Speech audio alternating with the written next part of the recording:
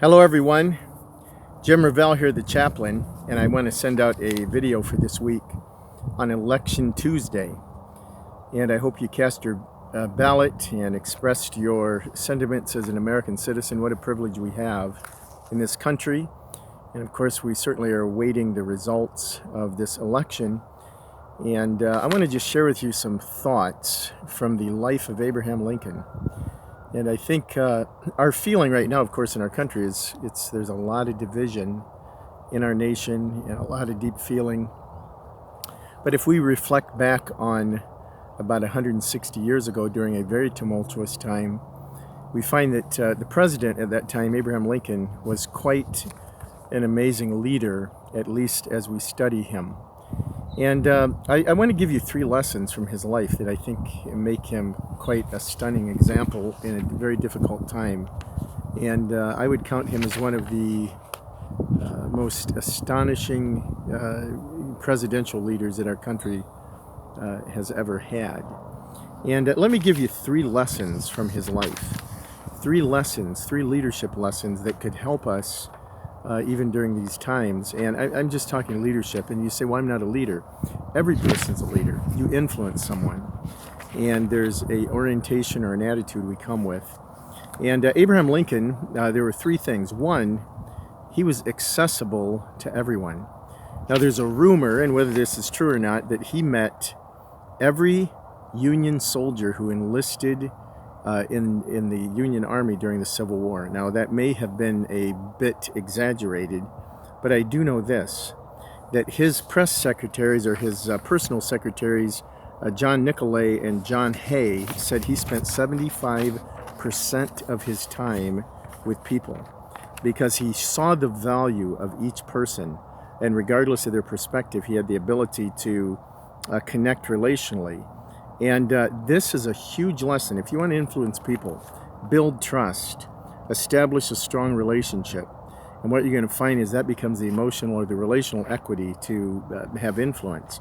And in fact, there was an amazing book written in the 1980s, written by Tom Peters and Robert Waterman, called In Search of Excellence. And they picked up a phrase or a management style that Lincoln used called management by wandering around. And it was the power of just simply connecting relationally with people, and that gave influence. And so relationship is very important. Secondly, he surrounded himself with sharp minds. Now, one of the things he did, he had a strong view on where he stood, but he also liked to have around him individual thinkers, people that were not just yes people. And in fact, Doris Kearns Goodwin wrote a book called on Lincoln called Team of Rivals.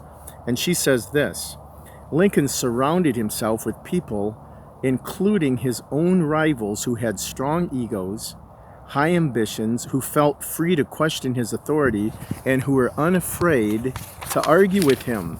And in fact, one of the examples was Salmon Chase, who was one of his chief rivals. Well, he put Salmon Chase on his as part of the Joint Chiefs of Staff, and that was quite an interesting thing. Now, here's the tip in doing this. As a leader, you've got to be able to receive the strong counsel of others, but you also you need to not acquiesce to where your own values would contradict, and you must know how to stand firm in what you believe, well, and yet empowering that other person. And this is many times a great challenge. But here's what Goodwin said about Lincoln. Lincoln came to power when the nation was in peril, and he had the intelligence and self-confidence to know that he needed the best people by his side, people who are leaders in their own right, who are aware of their own strength. And that's a huge, important insight if you're leading a country or if you're leading people. And so it's the idea of get the best around you who can challenge your thought, but on the other side, know how to stand your own ground. So that's an interesting thing. The third thing is to be kind to everyone. And they said that the president had this ability to stand with any person, and there was a kindness that flowed out of him. Let me read you a speech that he spoke in 1842 to the Washington Temperance Society. And he said, when the conduct of men is designed to be influenced. Persuasion, kind, unassuming persuasion should ever be adopted. It's an old and true maxim that a drop of honey catches more flies than a gallon of gall. And he said, so it is with men. And so he had an amazing ability to be kind, even to those that would be his chief rivals. And he continued in his speech, and he said this: if you would win a man to your cause, first convince him that you are his sincere friend. Therein is a drop of honey that catches his heart, which, say what you will, is a great road to his reason. And when once gained, you will find little trouble in convincing his judgment of the justice of your cause, if indeed that cause is really a just one. And so these are the three things that Lincoln really functioned in. And it's the ability to build relationship, the idea of getting strong people around you, but know how to stand your own ground. And then thirdly, learning the amazing gift of kindness to others, to listen, that gives you then the platform to also share and to be heard. So these are some thoughts on Election Day, November 3rd of 2020, and I'm sure you're going to be watching this post-election, but I hope you're staying well. And again, if you need anything, give me a call. The chaplain, the number is 877-322-CHAP. That would be 877-322-2427, and my extension is 5017.